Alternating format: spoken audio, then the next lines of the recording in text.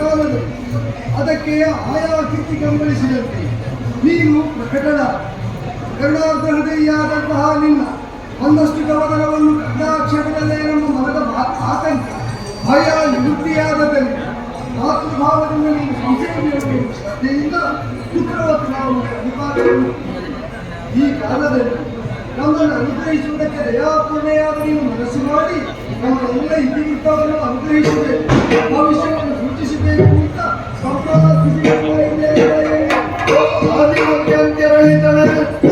ಎಂತ ಮಾಡಿದರೂ ಕತ್ತಲೆಯಲ್ಲದೆ ನಮಗೆ ಬೇರೆ ನಾಮವಾಗ್ತಾ ಇಲ್ಲ.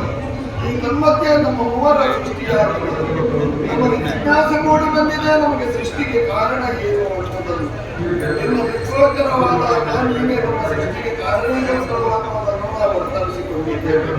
ಅಲ್ಲ, ಯಾವುದೇ ಒಂದು ಕಾರ್ಯ ನಡೆಯಬೇಕು, ಒಂದು ಕಾರಣ ಸ್ಪಷ್ಟವಾಗಬೇಕು.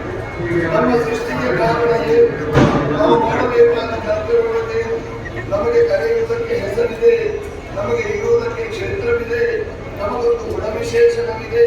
ಇದೆಲ್ಲವನ್ನು ತಿಳಿಸಿ ನಮ್ಮನ್ನು ಉದ್ಧರಿಸಬೇಕು. ನಮಗೆ ಅತ್ತ ಇತ್ತ ಎತ್ತ ಸುತ್ತಮುತ್ತ ನೋಡಿದರೂ ಕತ್ತಲೆಯ ಮತ್ತವೇ ಕಾಣುತ್ತಿರುವಂತಹ ಈ ಸಂದರ್ಭದಲ್ಲಿ ನಮ್ಮ ಕಣ್ಣಿಗೆ ಕಾಣಿಸಿಕೊಂಡವಳು ನೀನೇ ನಮ್ಮ ತಾಯಿಗಾಗಿ ನಾವು ಕಷ್ಟವಾಗಿ ತಾಯಿ.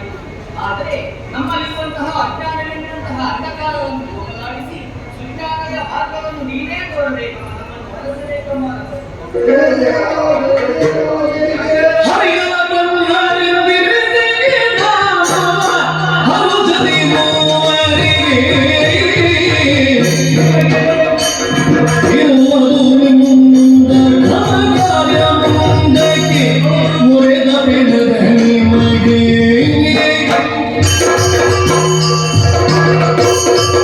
ಅನಂತವಾಗಿ ಹಬ್ಬಿರುವಂತಹ ಜಲರಾಶಿಯ ಮಧ್ಯದಲ್ಲಿ ತಮ್ಮ ಹುಟ್ಟಿನ ಗುಟ್ಟ ನರಿಯದೆ ಕಂಗೆಟ್ಟಿರುವಂತಹ ಓ ನನ್ನ ಮುದ್ದು ಮಕ್ಕಳೇ, ಹೇಳಿರಿ, ಎದ್ದೇಳಿರಿ, ಶ್ರದ್ಧೆಯಿಂದ ತಾಳಿರಿ. ನಿಮ್ಮ ಹುಟ್ಟಿಗೆ ನಾನೇ ಕಾರಣಕರ್ತರು. ಹೋದ ಕಲ್ಪದಿ ನಯವಾದಂತಹ ಜೀವರಾಶಿಯನ್ನು ಪುನರಪಿ ಸೃಷ್ಟಿಸಿ ಪಾಲಿಸಿ ಲಯಗೊಳಿಸುವಂತಹ ಕಾರ್ಯ ನಿಮ್ಮಿಂದಾಗಬೇಕಿದೆ ಮಕ್ಕಳೇ. ಹಾಗಾಗಿ ನಿಮಗೆ ಒಂದೊಂದು ಕ್ಷೇತ್ರವನ್ನು ಒಂದೊಂದು ಗುಣವನ್ನು ಮಾಡುವುದಕ್ಕೆ ಕಾರ್ಯವನ್ನು ನಾನು ನೀಡಿಕೊಂಡಿದ್ದೇನೆ. ಗೌರವದಿಂದ ಶೋಭಿಸುತ್ತಿರುವ ನೀನೇ ಬ್ರಹ್ಮ.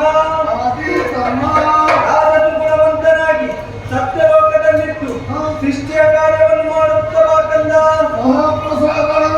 ನೀಲವರ್ಣದಿಂದ ಪ್ರಕಾಶ ಮಾಡಲಾಗುತ್ತಿರುವ ನೀನೇ ವಿಷ್ಣು.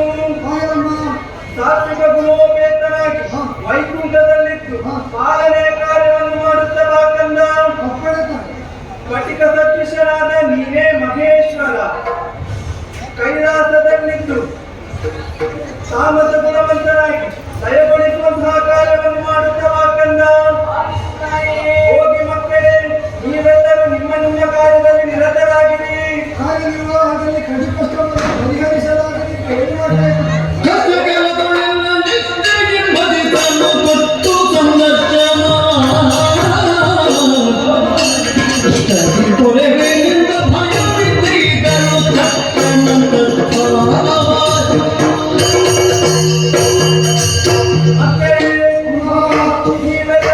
ನಿಮ್ಮ ಕಾರ್ಯದಲ್ಲಿ ನಿರತರಾಗಿರುವಂತಹ ಸಂದರ್ಭದಲ್ಲಿ ಯಾವುದೇ ರೀತಿಯಾದಂತಹ ಕಷ್ಟ ಭವನೆಗಳು ಉಂಟಾದರೆ ಚಿಂತಿಸಲಿ.